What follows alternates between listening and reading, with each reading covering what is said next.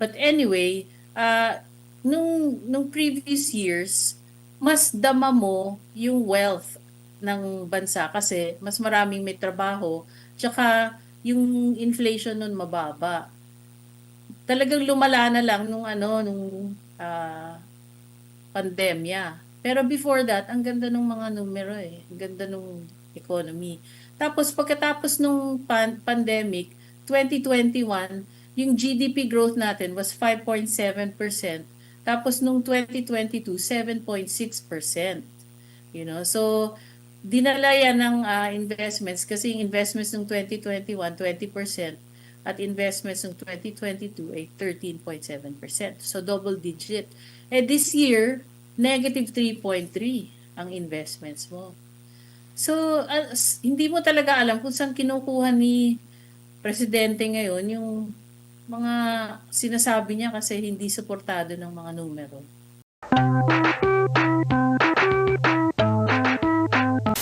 Gabi, Admar at saka Jade.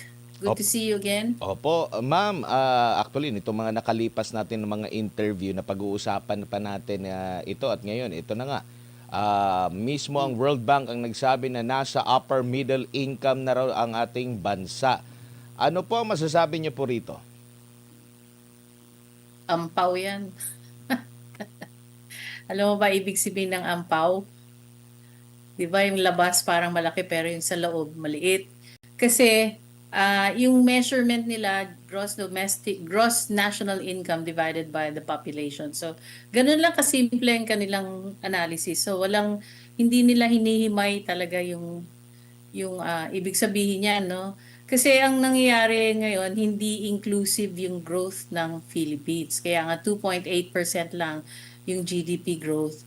Kasi wala kang investments, wala kang infrastructure. So ibig sabihin niyan, mataas ang unemployment mo, no? Kasi mga 4.2 ba yun, percent. So mga 2.4 million ang walang trabaho, tapos ang underemployed ay 15%, napakalaki. So mga 8 million yan, no? So ibig sabihin, mas maraming naghihirap ngayon.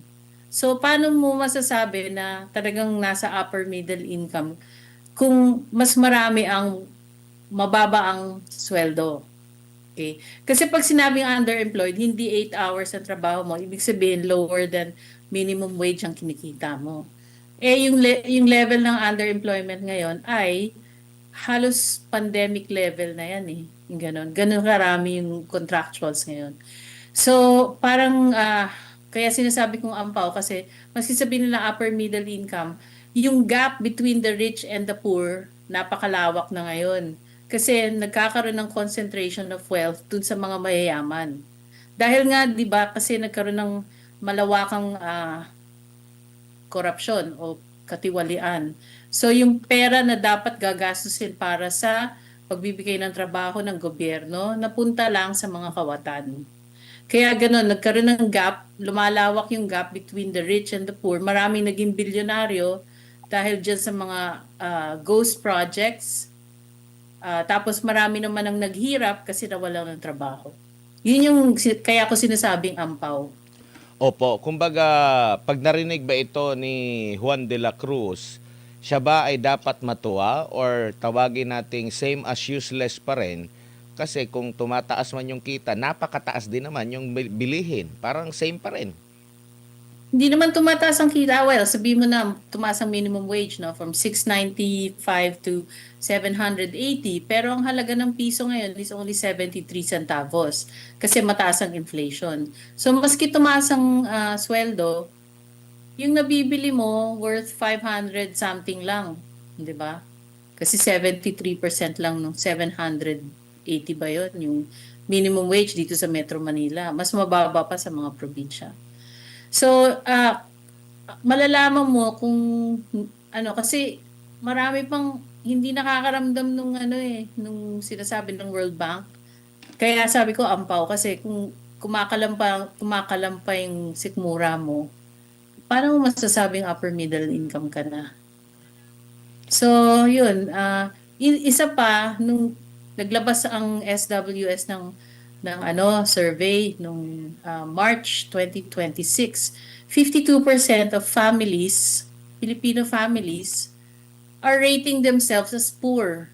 Baga self-rated poverty yan eh.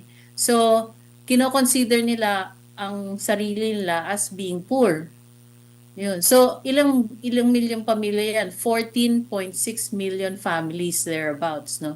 So, napakalaking niya. So, more than half ng ating mga pamilya, population ng mga pamilya ng Pilipinas, ay kino-consider nila ang sarili nila as being poor. Mahirap sila. So, paano mo masasabi na matutuwa ka dun sa sinabi ng World Bank? Maganda siya pakinggan, pero pag tinignan mo talaga pag hinimay mo talaga yung sitwasyon, hindi ganun hindi ganun yung nararamdaman ng mga ordinaryong Pilipino.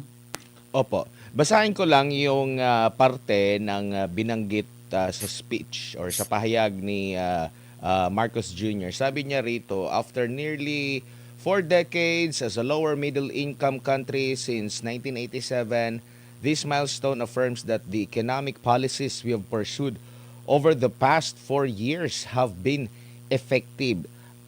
Para bang sa tingin niyo ba parang kiniklaim niya na dahil sa kanya dahil kaya nangyari ito? Budol yun kay Maniwala kasi yung economic growth nga natin 2.8% na lang ng first quarter. December last year it was 3%. How can he claim that his economy is doing better when the economy is slowing further, no?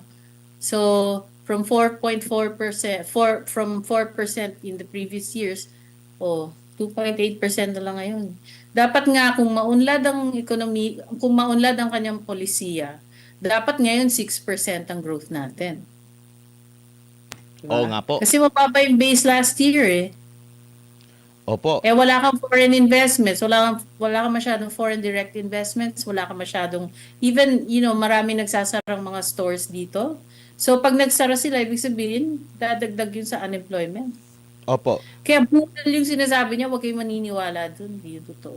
Opo. So, kung ang ekonomiya natin, halimbawa, dito sa kasalukuyan, 2.8 yung pinaka-last natin po, no?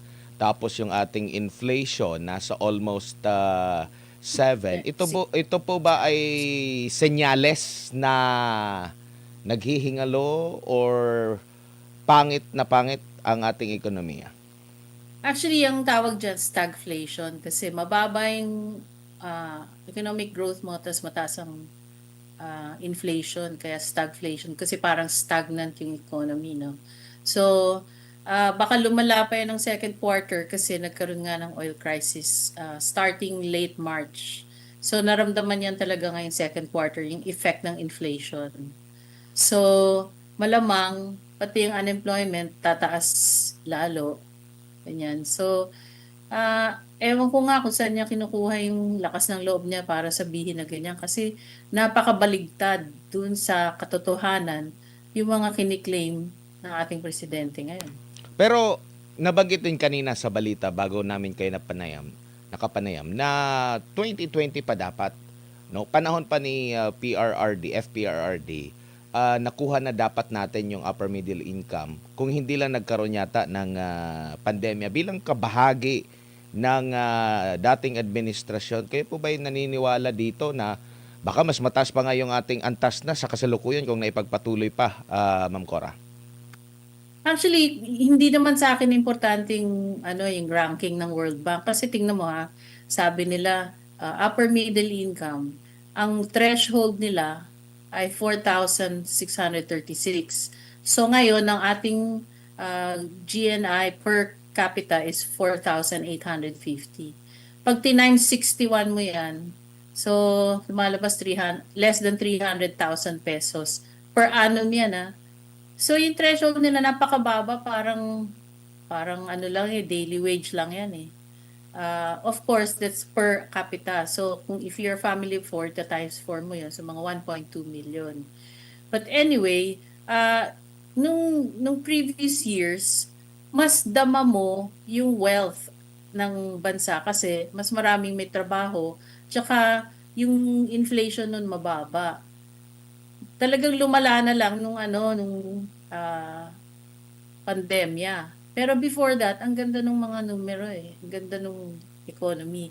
Tapos pagkatapos nung pandemic, 2021, yung GDP growth natin was 5.7%.